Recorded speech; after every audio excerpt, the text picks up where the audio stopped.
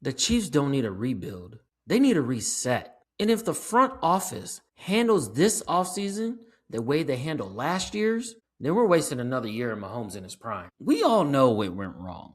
Protection, drops, no separation from the wide receivers, predictable play calling, no rhythm offensively. The defense can't generate pass rush when it mattered. But to me, that's not the real issue. The real issue is identity and accountability. And today we're breaking down why this offseason is bigger than people realize, why audiences turn on success faster than ever. And at the end, I'm telling you why GoldenEye 64 is wildly overrated. Welcome back to another edition of The Adam Kennedy Show, where sports and entertainment collide. This is your weekly escape briefing. Don't forget to hit that subscribe button. So let's get into it. Reset, not rebuild. I'm not going to rehash the entire season. We all saw it. We know what happened. Receivers not separating. Mahomes leaving the pocket early because trust wasn't there. Clean pockets early. The offense predictable. Defense relying too much on Chris Jones to generate a pass rush. That part is obvious. But talent wasn't the only issue. Discipline and accountability, they weren't there. That's why I'm a fan of bringing Eric Bieniemy back. Because it's not about nostalgia. It's about standard. He's going to hold people accountable. And that offense got comfortable. And when you build an offense that only works when Mahomes makes magic, that is not sustainable success. That's lazy. You need an identity. You need balance. You need to be able to run the ball when everybody knows you're running it. I love Pacheco. I really do. But ever since the injury, he's not the same running back. And he's not a 20-plus touch, control the game type of back. If this team is really serious about protecting Mahomes long term, you got to get a legit running back in free agency. Or you can get one in the draft. But I'll get to that in a moment. You got to stop asking quarterback to fix every snap. Build the structure so he can be elite when it matters and not desperate every drive. Now, here's the part that maybe some KC fans don't want to hear. The dynasty window isn't infinite. Mahomes hit a lot of flaws, and we all know that. Even me and my wife were talking about that last season. Mahomes hides a lot.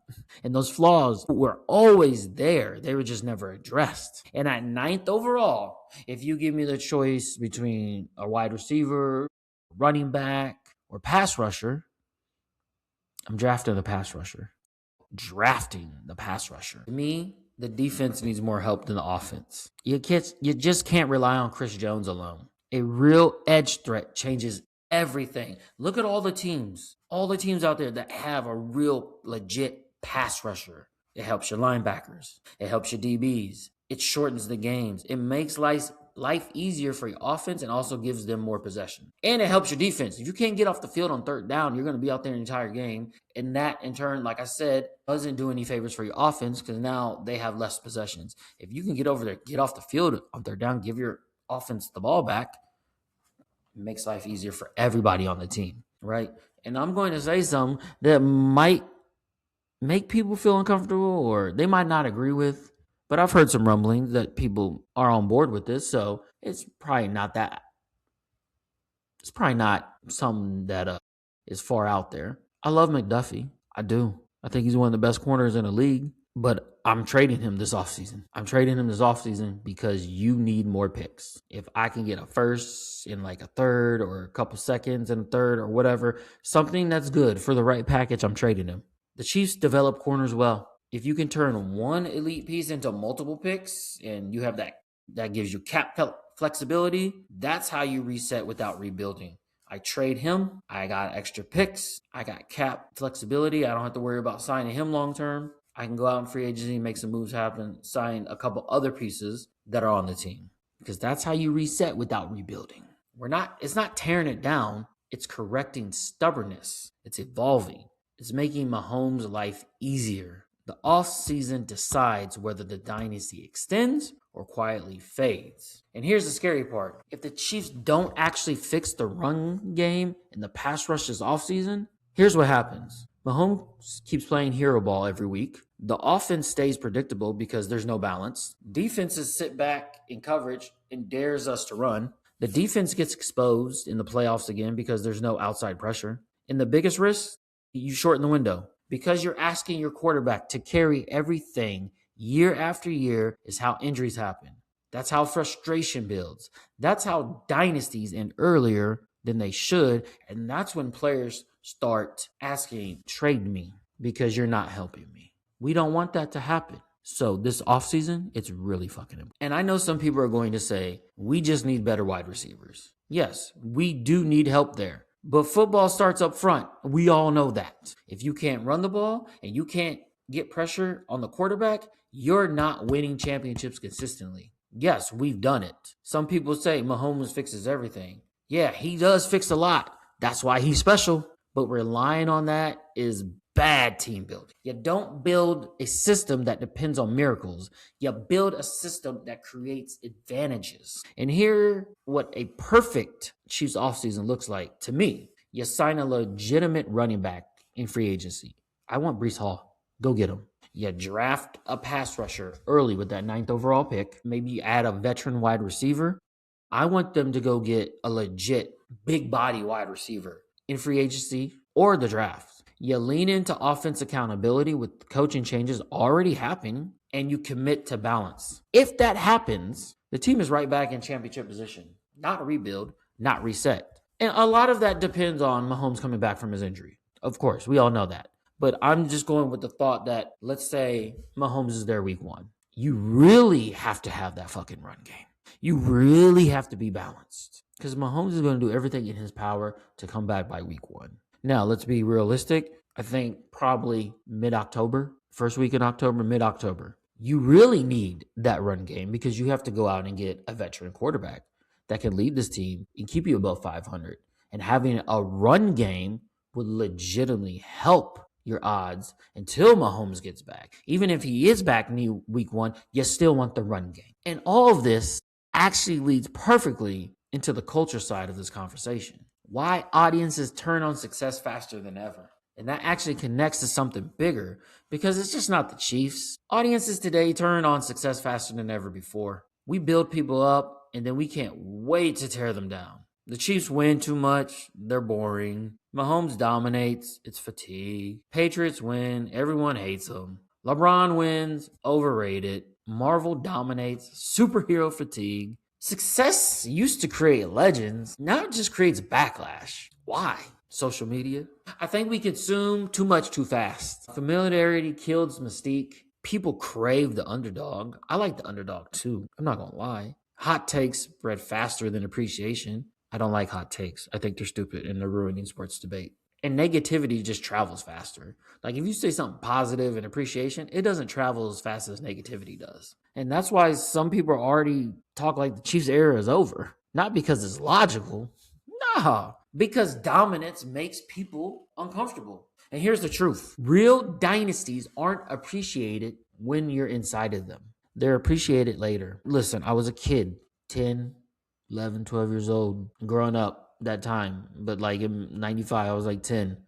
And then we get to that second three-peat of MJ. People are appreciative of MJ in that moment like we do now. Like my generation talks about MJ is the GOAT. To me, he is the GOAT.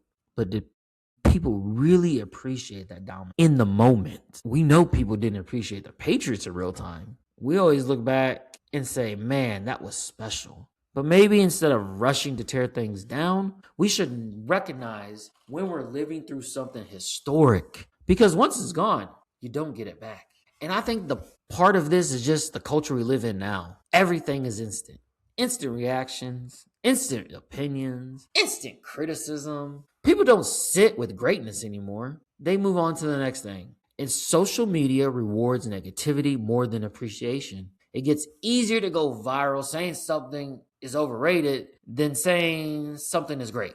But when you step back years later, that's when people realize what they were actually watching. And with that, it's time. You already know what we're going to do at the end of the show. It's time for Unpopular. And this week, for Unpopular with Adam, GoldenEye 64 is wildly over it. Probably just lost half of you. That's okay. That's why it's called Unpopular with Adam, because this is my unpopular opinion this week. And here's the thing. I never understood the obsession with this game. I liked I like the 64. I love the 64. I just didn't like the controller. I didn't like the controls on GoldenEye. I never liked first person shooter games. Fuck it. I don't even like playing Call of Duty. I don't like playing anything that's a first person game. It just gives me headaches. It makes me nauseated. And I never thought the graphics were that great, even for that time for GoldenEye. I thought their games were better graphics than GoldenEye. Mario Kart, Madden, 1080 snowboarding, Tony Hawk Pro Skater, the Star Wars, Mario 64. I thought there were tons of other games that had better graphics. And the multiplayer, like the 4 boxes, I don't want to look through one fucking small ass box. It's stupid. It was just chaos. It's just running around and running. I never understood it. It was never fun. Never. We go over to a friend's house. They have 64. What are we gonna play? I'm like, let's play Tony Hawk. Let's play Mario Kart. Let's play GoldenEye. I'm out. I'm out. Let me know when y'all gonna play something different. It just wasn't fun. And let me be clear. There are other games on 64 I loved. Mario Kart, Mario 64, Tony Hawk, 1080 snowboarding. There was another extreme game. There was another snowboarding game, I believe. Madden, sports games, the Star Wars games. I forgot the name of it. No, I'm not going to sit here and say Zelda because I've never been a fan of Zelda. Absolutely not. But those other games I named were incredible. GoldenEye just never did it for me. I never will never understand that exception. If you loved it, cool. I respect the nostalgia. I love good nostalgia, but it's got to be good. And to me, that was fucking overrated. And I said what I said, and I stand on what I said. If you disagree, I'll see you in the comments. We're going to be respectful about it, but I'll see you in the comments. And anybody that wants to join, listen, what is your favorite 64 game? If you grew up in that era when the 64 came out, what is your favorite game? I'm curious. And if it's GoldenEye, I want to know what your other favorite game is besides GoldenEye. And if you disagree with this comment that GoldenEye is wildly overrated, I want to know why you think the opposite, why it's the best. And that leads me to, if you made it this far, I appreciate you. Don't forget to hit that subscribe button. Don't forget to like the episode, share the episode, get this episode out there. This is it. This is where we're at. We got something new happening here. And I really do appreciate everybody that tuned in. This is the Adam Kennedy Show, where sports and entertainment collide. This has been your weekly Escape Briefing. Until next time, I'll see you next week. I'm out. Peace. Let's get it.